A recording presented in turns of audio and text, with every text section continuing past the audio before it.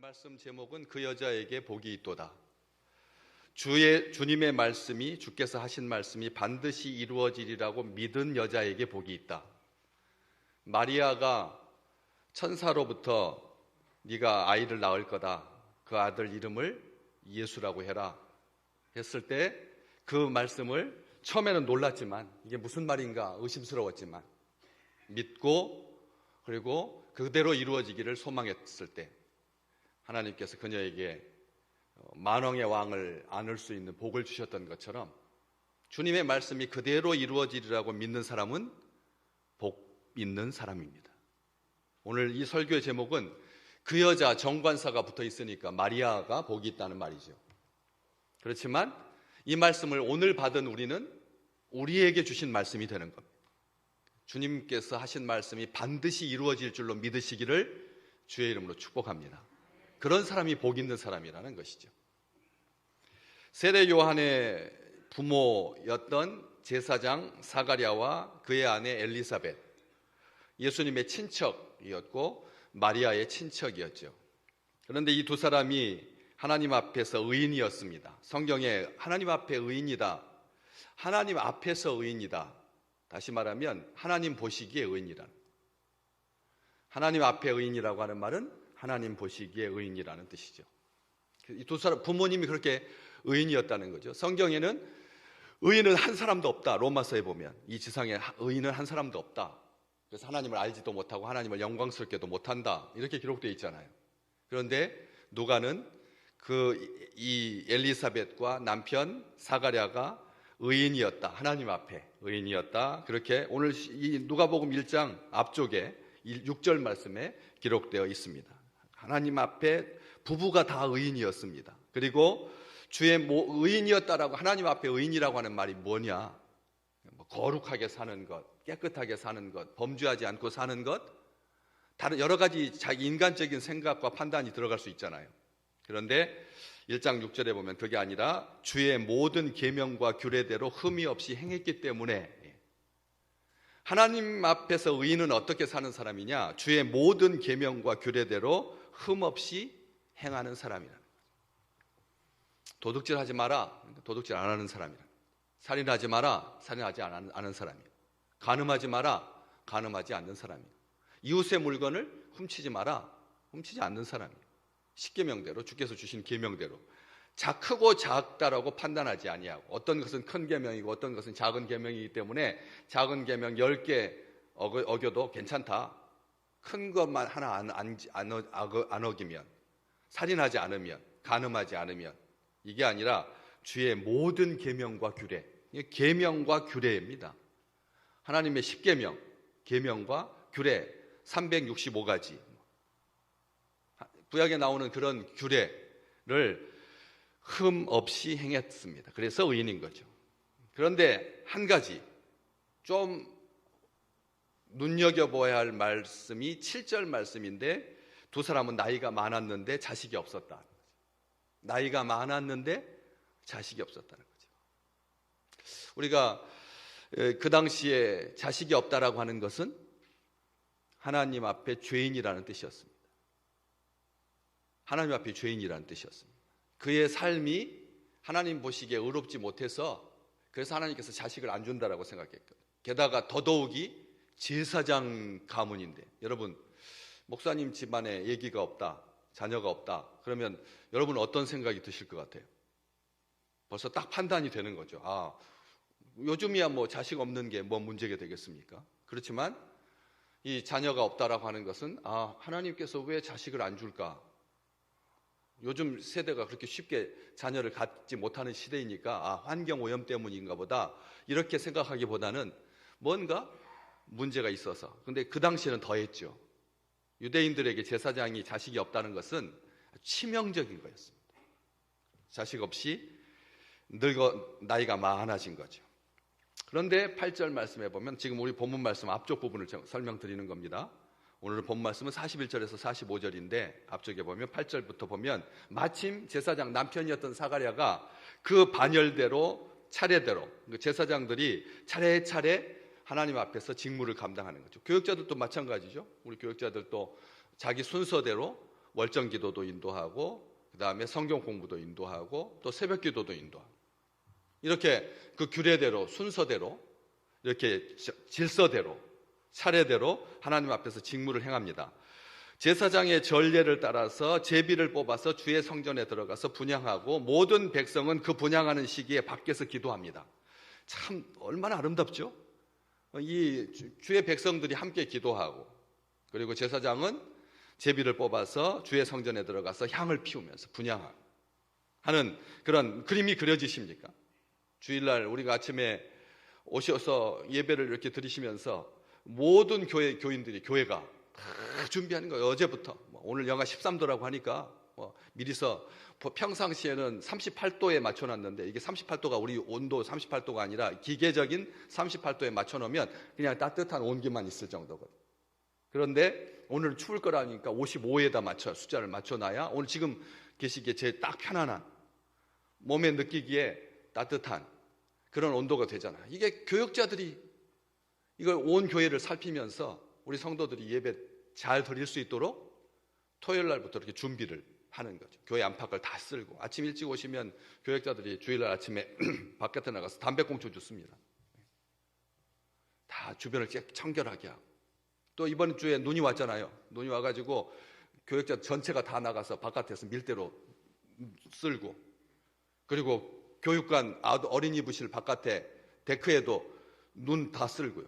왜냐하면 그대로 두면 얼어가지고 나중에 계속 물이 뚝뚝뚝 떨어지면서 건물에 안 좋은 영향을 미칠 수 있으니까. 또 우리 휴게실 바깥에 데크에도 또 눈 치우고 이렇게 순번을 따라서 하나님의 성전에서 그 마음을 하나님께 드리는 거죠. 먼저 하나님께서 그걸 받으실 줄로 믿습니다. 교역자들이 그렇게 준비하고 성도들도 주일날 아침에 이 시간에 1부 예배 때 그렇지 않습니까? 2부 예배도 있는데 또 새해부터는 우리 3부 예배도 드리거든요. 3부 예배도 드립니다. 1시 반에 우리가 같이 하나님 앞에 그렇게 예배를 드립니다. 그렇게 예배를 드리면서 다들 자기 마음에 최고의 것으로 최선의 마음으로 하나님 앞에 나와서 기도하고 말씀 듣잖아요. 이렇게 들을 때 주의 사자가 그에게 나타나 사가랴에게 나타나 향단 우편에 서서 제단 우편에 서서 무서워하는 사가랴에게 말하죠. 오늘 본 말씀 앞쪽으로 쭉 보시면 13절 천사가 그에게 이르되 사가랴야 무서워하지 마라 너의 간구함이 들린지라 네 아내 엘리사벳이 내게 아들을 낳아주리니 그 이름을 요한이라고 해라. 너도 기뻐하고 즐거워할 것이요 많은 사람이 그의 태어남을 기뻐할 것이다.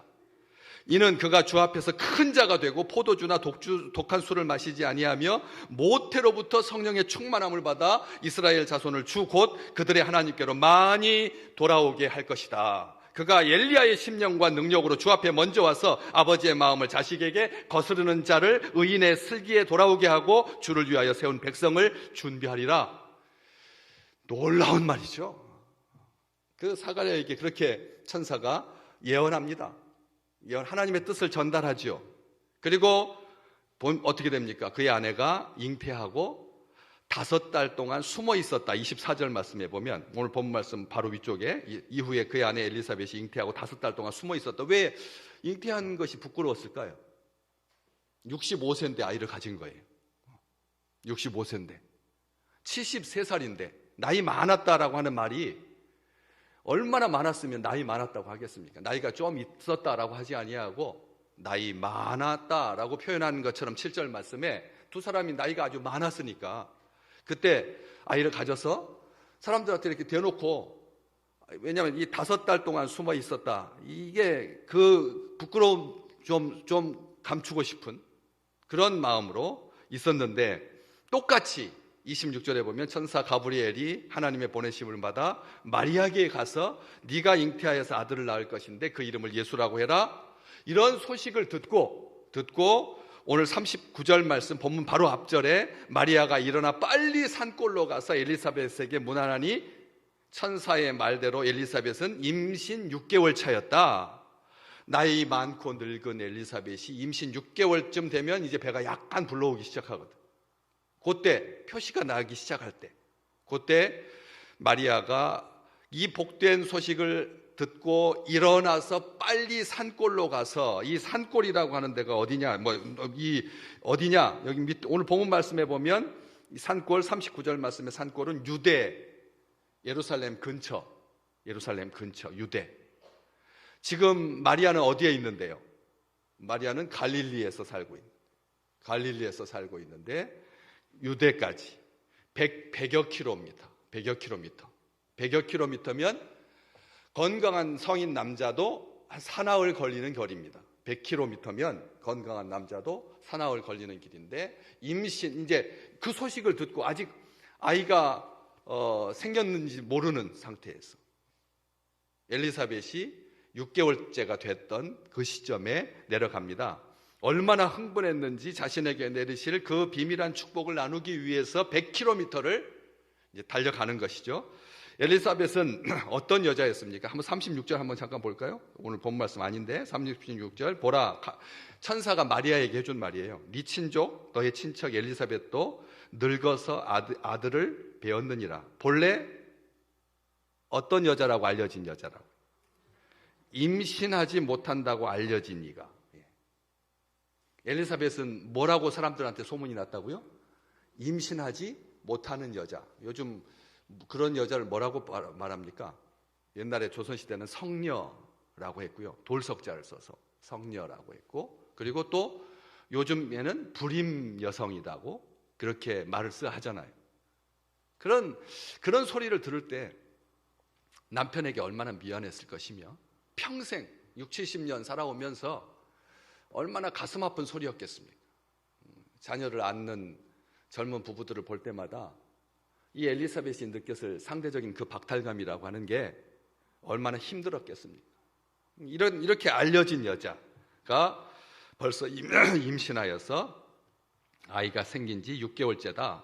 그렇게 되어 있지 않습니까? 36절 말씀에 마리아도 34절 볼까요? 34절. 마리아도 천사가 말하되 마리아가 천사에게 뭐라고 말했다고요? 남자를 모른다는 말이 무슨 뜻인가요? 남자를 생각하지 않았다는 뜻이 아니라 성관계를 갖지 않은, 남자하고 사귀지 않은 순전한, 그 자기가 남자를 알지 못했다, 젊고 남자를 알지 못하는 여인, 그러니까 둘 다 이렇게, 이 마리아는 임신의 가능성이 있는 여인이지만 남자하고 사귀지 않았으니까 그래서 아이를 가질 수가 없었고, 엘리사벳 또한 오랜 시간 동안 아이를 가지지 못한다라고 알려진 여인이기 때문에 아이를 가질 수 없었고, 다시 말하면 극단적인 거죠. 두 나이 차이가 얼마나 많았겠습니까? 한 4, 50년 벌어지는 거죠. 그런 차이인데도 하나님께서 역사하셔서 성령의 충만함으로 아이를 갖게 합니다. 그런데 엘리사벳은 아이를 가지면 남편이 있으니까, 또 하나님께서 그렇게 기적을 베푸셨으니까 아이를 가질 수 있겠다. 하지만 사람들의 말에 왔다 갔다 왕래하는 것이 싫어서 그래서 숨어 지냈고, 마리아는 지금 정혼한 상태인데 아이를 가졌다라고 하면 여러분 축하하기 받기는커녕 비방받고 책망을 들을 수밖에 없는 상황인데 하나님께서 아이를 주십니다. 두 여자가 만납니다. 아주 먼 떨어진 북쪽 갈릴리에서 남쪽 유대까지 와서 만나는데, 그때 오늘 이제 말씀인 거죠. 41절. 엘리사벳이 마리아가 무난함을 들을 때 아이가 복중에서 뛰놀았다. 이 아이는 누구죠? 엘리사벳의 아들 세례 요한. 세례 요한이 임신 6개월째부터 태동을 느낄 수가 있거든요. 빠른 사람은 한 5개월 때부터. 저는 잘 모르겠습니다. 다 아시죠? 근데 5개월 때부터 느낄 수 있다고 하는데, 어쨌든 태동이 느껴지는 것은 5개월 때부터 느껴지는 거거든요. 그런데 그때 6개월째인데 세례 요한이 엄마 뱃속에서 태중에서 뛰어놀았다. 이렇게 뛰놀았다. 이게 무슨 뜻인지 아시죠? 의사가 지금 누가가 기록하고 있는 겁니다. 아이가 복중에서 태동을 엄마가 느끼는 거죠. 엄마가 느끼는데, 영상에 보면은 아이가 축구 선수가 될 아이는 그냥 속에서부터 발깃질을 해가지고 엄마 바깥으로 발자국이 이렇게 날 정도로 해가지고 아주 좀 너무 심하다 싶을 만큼 그래픽을 넣어서 그렇게 하기도 하죠. 그렇지만 보통 그때의 아이는 그냥 느낌만 느껴지는 거잖아요. 움직이고 있다, 속에 뭐가 있다라고 하는 그런 느낌만 있을 수 있는데, 누가는 뭐라고 말하냐면 기쁨으로 뛰놀았다. 뛰놀았다. 희미한 태동이 아니라 복중의 아이가 기쁨으로 뛰놀았다. 엘리사벳의 복중에는 지금 위대한 선지자가 될 아이가 자라고 있는데, 세례 요한인데, 세례 요한의 사명은 뭐였습니까?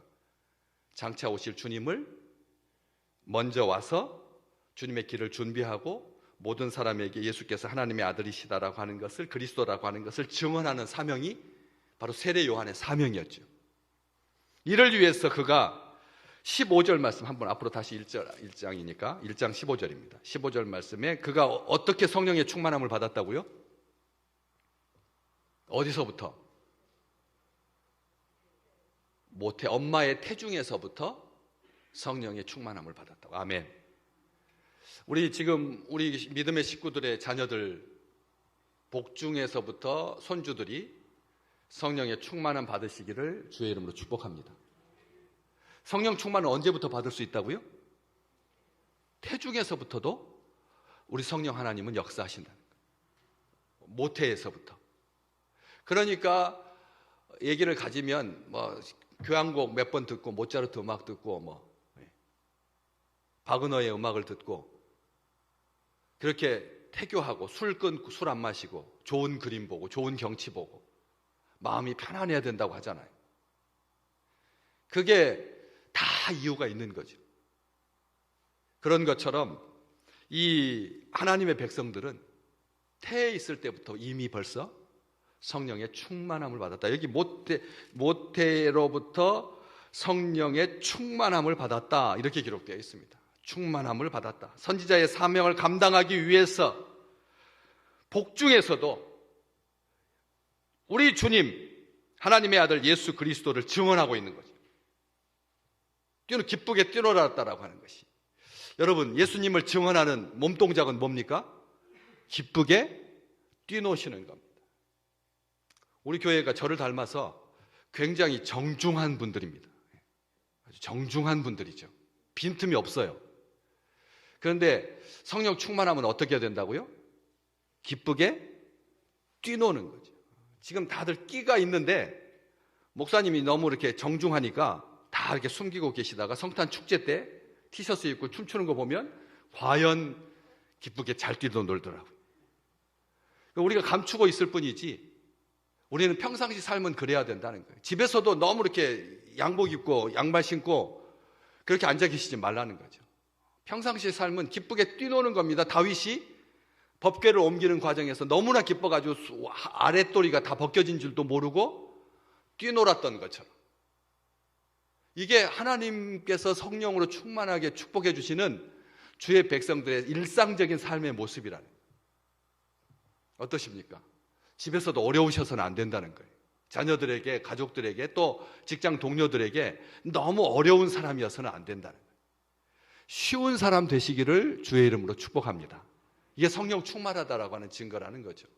세례 요한이 그랬어요. 아직 말하지 못하는 6개월 된 아이가, 아직 말하지 못하잖아요. 그러니까 뭐 했습니까? 대신 말은 못하는 대신 엄마 뱃속에서 기쁘게 뛰놀았다라고 하는 거죠. 6개월짜리는 미숙아입니다, 여러분. 그때 태어나면 위험하죠. 6개월째 태어나면 미숙아라고 하잖아요. 미숙아인데 말할 수 없었는데 마리아의 태중에 있는 하나님의 아들 예수 그리스도를 보고, 마리아의 태중에 있는 하나님의 아들 예수 그리스도는 몇 개월 됐는데요? 한 달도 안 됐어요. 왜냐하면 천사가 네가 아들을 가질 거다라고 하고 그 말을 듣고 마리아가 네 가족 친척 엘리사벳도 늙어서 아들을 뵀다 하면서 하나님의 모든 말씀은 능하심이 없다, 마리아가 주의 여종연이 말씀대로 내게 이루어지리이다 하고 천사가 떠났을 때 바로 이때 마리아가 일어났으니까 천사가 말하고 바로 일어나서 사흘 걸려서 유대까지 내려간 거니까, 여러분 얘기가 생겼어요, 안 생겼어요? 계산이 안 됩니다. 계산이 안 되나요? 천사가 말했을 때 이미 이루어졌잖아요. 그렇지만 인간적인 시간으로는 사흘밖에 안 지났으니까 아무리 초과학으로 이 초음파를 찍어도 전혀 없는 상태, 제로 상태, 없는 상태예요. 하나님의 말씀만 있었지. 하나님의 말씀만 있는 거 아닙니까? 사흘째 되는 날이라는 거예요. 듣고 이 39절에 이때는 천사의 말을 듣고 아멘 하고 출발한 바로 그때가 바로 이때거든요.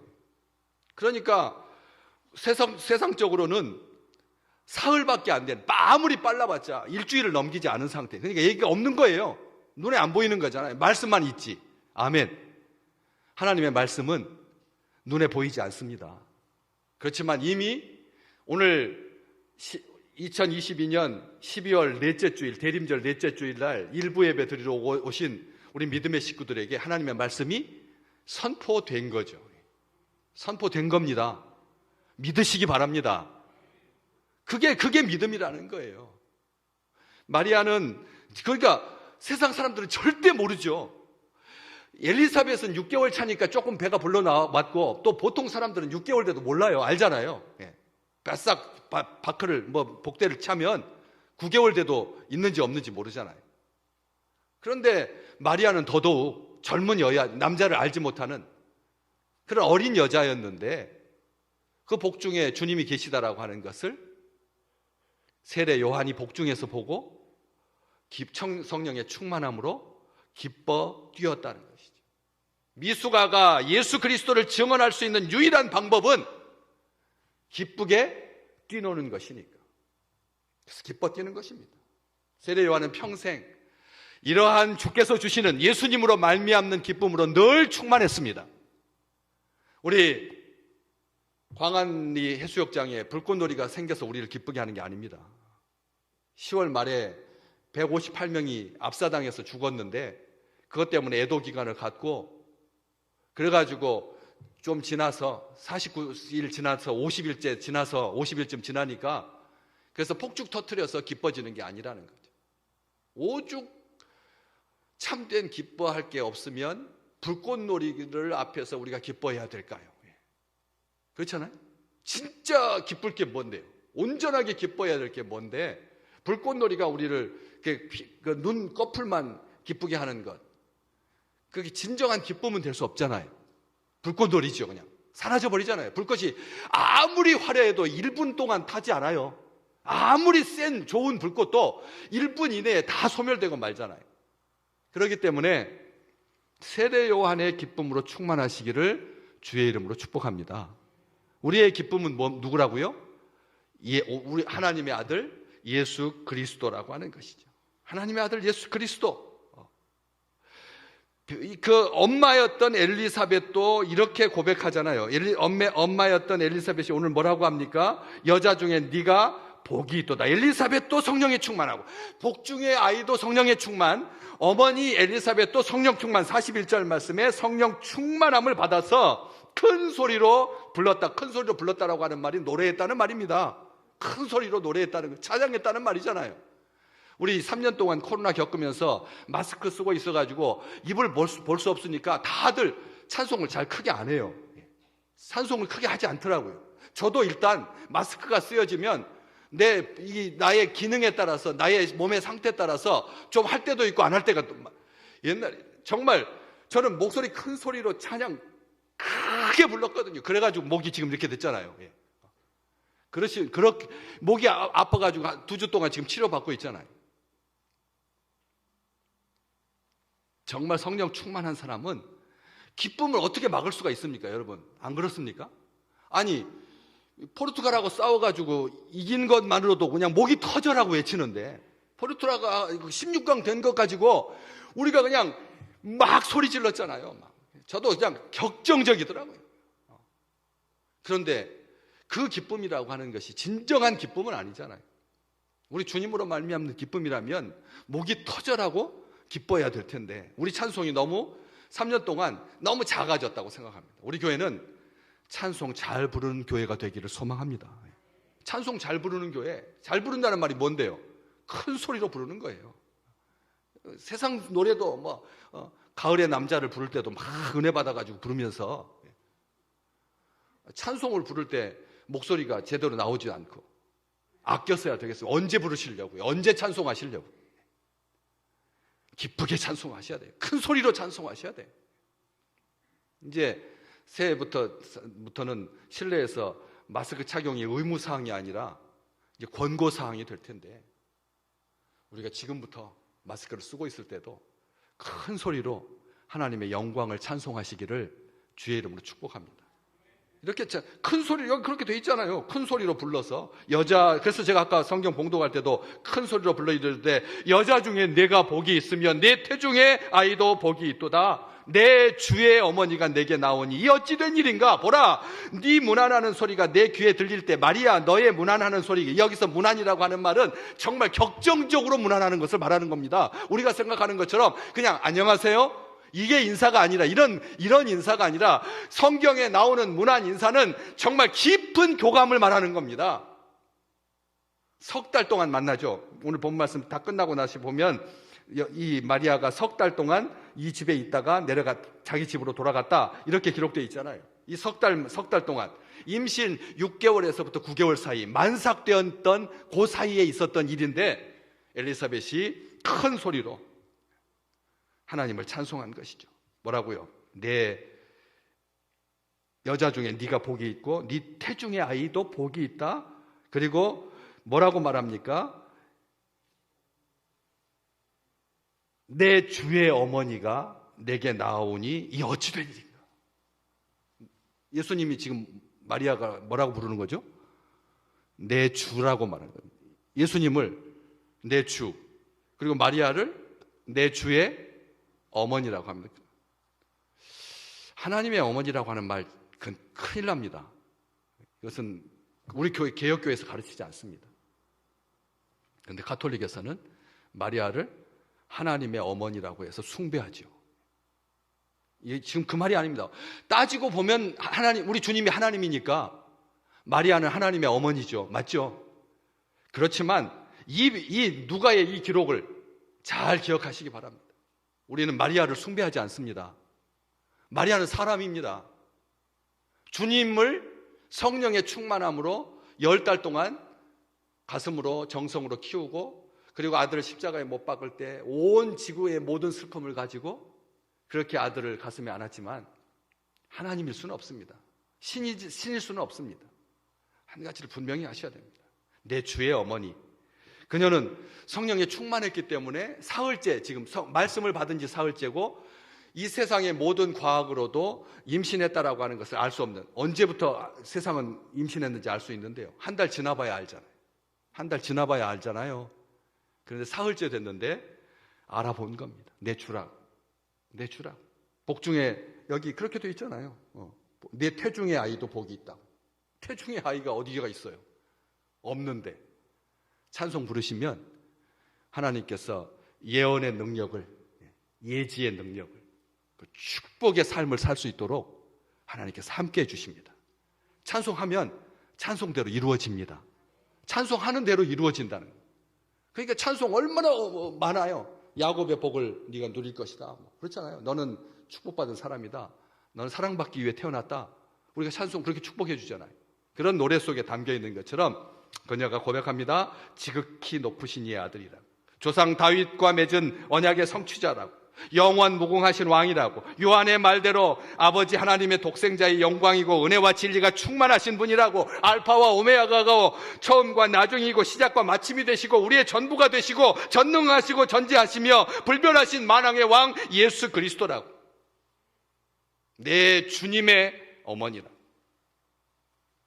여자 중에 네가 복이 있다, 이 말은 그냥 아랫 여자, 자기보다 나이가 어린 그런 여자를 상대적으로 우습게 쳐내서 여자라고 말하는, 우리 주님께서 엄마에게 나중에 뭐라고 하셨죠?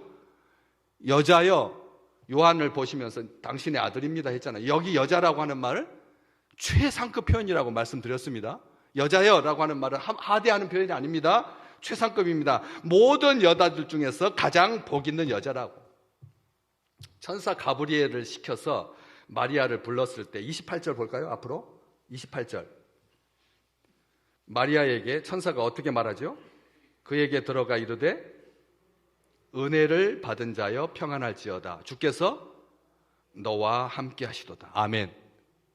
마리아를 뭐라고 불렀어요? 은혜를 받은 자요. 은혜 받은 자요. 우리 자기 자신을 한번 축복해 보실래요?